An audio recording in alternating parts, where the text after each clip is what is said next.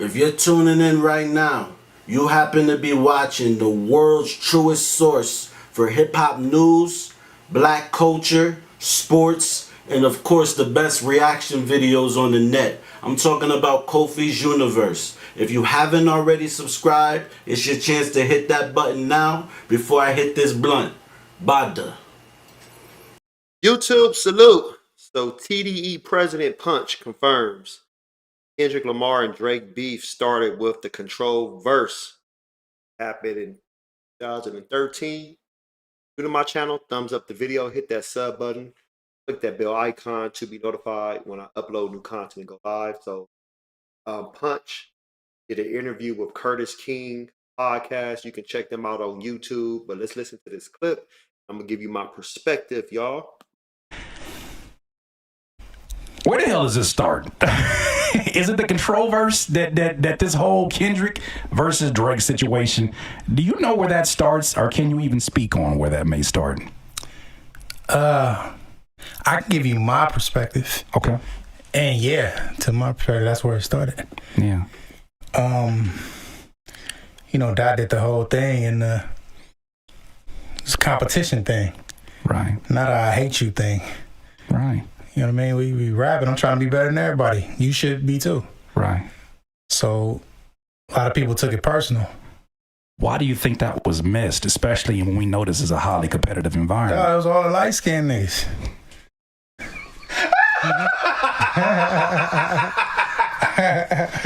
That's why I want to be traded from this team. I told y'all, trade me. My mama named me D''WAN. Bro, no, I'm joking, but I'm kind of serious at the same time. No, you're not. You're not joking. I'm not with you. I agree.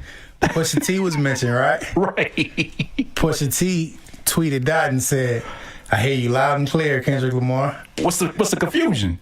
Meek Mill seen Dot in the club. Yeah. Walked up and shook his hand. Said, I gotta get you back. You know what I mean? Mm-hmm. When my guy Cole seen Dot, they ended up escalating to the fight with him and Puff. Oh no. You know what I'm saying? Then with Drake, he doing interviews like he really upset about it. He was very upset. That Elliot Wilson was telling. Right. And like that kind of threw everybody for a loop. It's like, huh? What we doing? Especially when once again I keep pointing back to the roots of things, and that you were in a room. Like even Ali talked about it. He's like, he knows how much of a blessing it was to be in an environment where it was highly competitive with not just four artists. Yeah. Anybody who could at any given point in time could be somebody's main artist. Yep. And it's going to be competitive, especially when it's got that going. Thing though, like what we didn't take into consideration is everybody didn't come up that way. So it was second nature for us. Right. You know what I'm saying? But everybody didn't have that same thing. I get emotional, but look, I'm trying to walk. Still aggressive. See, he's not gonna let us have no win here. Today we not look. All right, y'all. Check out the full interview on Curtis King podcast. You can find it on YouTube. But let's talk. So he said the light-skinned ninjas took it personal. That's funny as hell. Because he's mentioning J.Cole, Drake. I'm going to get to that. But let's start with Pusha T. Pusha T had Kendrick on his album 2013. What was it? Yeah, he had him on his album. And that track right there is hard. So Kendrick and Pusha T did a dope track. It was nothing. Meek Mill had Kendrick Lamar on his mixtape Dream Chasers 2, 2012. Right before Dreams and Nightmares came out. When they saw Kendrick, like he said, or tweeted, hey, they knew like, okay, it's this competition. Who else he called out at that time? He called out Joey Badass. We know about that. Yep. Joey Badass. All right. He probably been taking his little shots now, whatever, yada, yada, yada. I can get into that to another video.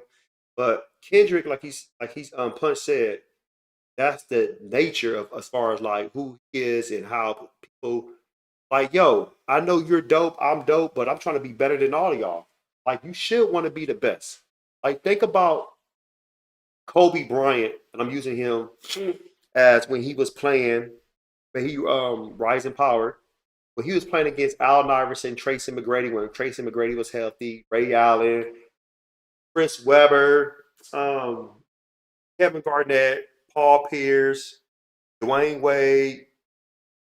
LeBron James was still young at that time, but even at the time when they was trying to give the crown to LeBron James in the NBA, Kobe Bryant still was trying to compete and be better than everybody. It's like, y'all good. I'm going to give y'all props, but I want to be better than y'all. That's how it's supposed to be. You should want to be the best. So as far as J.Cole feeling some type of way or being salty towards Kendrick, I can see that. That's why he got into a fight with Puff, the Diddler. Then as far as Drake probably looking like, what? We're not homies. We're not homies. We don't want to do more songs together. Like, come on, Kendrick. Come on, Kendrick. Man, get out of here, dude. You should be like, okay, for sure. Like, I'm gonna come out with some hard stuff. We can still do, collab, but I still want to be better than you. I still want to be the best. But all that, little subliminal messages Drake was doing all these years, Kendrick had enough. He was hibernating, woke up a sleeping bear, and look what happened. Drake, want everybody to feel sorry for him. He playing victim and lost. Kendrick dropped so many tracks, Not Like Us, Euphoria, 616 in LA, Beat the Grams, on the Metro Boomin and Future track, yada yada yada. He performed at the Super Bowl, dropped DNX last year, and he's getting ready to do his little national tour and is going overseas.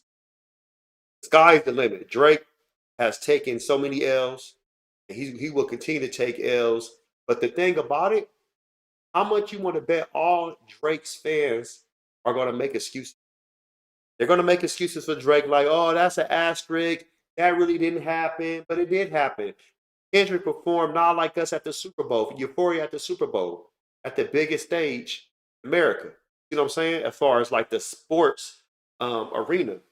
But people are still making excuses for Drake. I see people, oh no, Drake, he not no real rapper now. He just an artist. Well, Drake got more sales than Kendrick, no matter what, so it doesn't matter. So Drake didn't really take an L. But when Drake defeated Meek Mill, and I love Meek Mill, and he came out and won a Grammy for back to back, everybody was saying Drake is a better rapper than Meek Mill. Do you see how there's a double standard when it comes to Drake and Kendrick? And I'm gonna tell you why. They don't like the West Coast. I'm telling you that they do not like the West Coast. They are mad that the West Coast got the crown. When Snoop Dogg had the crown one time, they hated that. When Tupac had the crown when he was on death row, they hated that. Game was supposed to have the crown. Kendrick took the crown. Nipsey was having the crown before he made his transition, got murdered. They hated that. It's nothing wrong because I love East Coast music. I love when Nas had the crown, Biggie had the crown, Mobb Deep, Wu-Tang, 50 Cent. But when it comes to the West Coast, they hate us. Post your comments below. Post smash Black Panther the like button. Subscribe to my channel. Click the bell icon to be notified when I upload new content and go live. If you want to support, donate to the channel, I have Patreon. Patreon.com/KofiUniverse. Venmo, Cash App, PayPal, Streamlabs, everything's in the description. Until next time, salute.